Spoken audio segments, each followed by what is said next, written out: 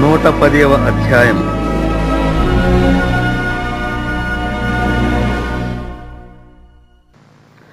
ప్రభువు నా ప్రభువుతో సెలవిచ్చిన వాక్కు: నేను నీ శత్రువులను నీ పాదములకు పీఠముగా చేయు వరకు నా కుడి పార్శ్వమున కూర్చుండుము. యెహోవా నీ పరిపాలనా దండమును సియోనులో నుండి సాగజేయుచున్నాడు. నీ శత్రువుల మధ్యను నీవు పరిపాలన చేయుము. యుద్ధ సన్నాహ దినమున నీ ప్రజలు ఇష్టపూర్వకముగా వచ్చెదరు.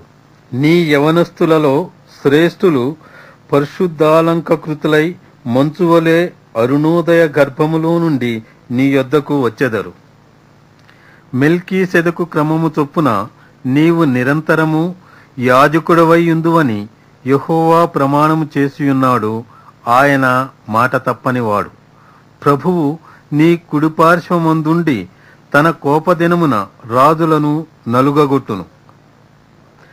అన్యజనులకు ఆయన తీర్పు తీర్చును. దేశము శవములతో నిండియుండును. విశాల దేశము మీద ప్రధానుని ఆయన నలుగగొట్టును.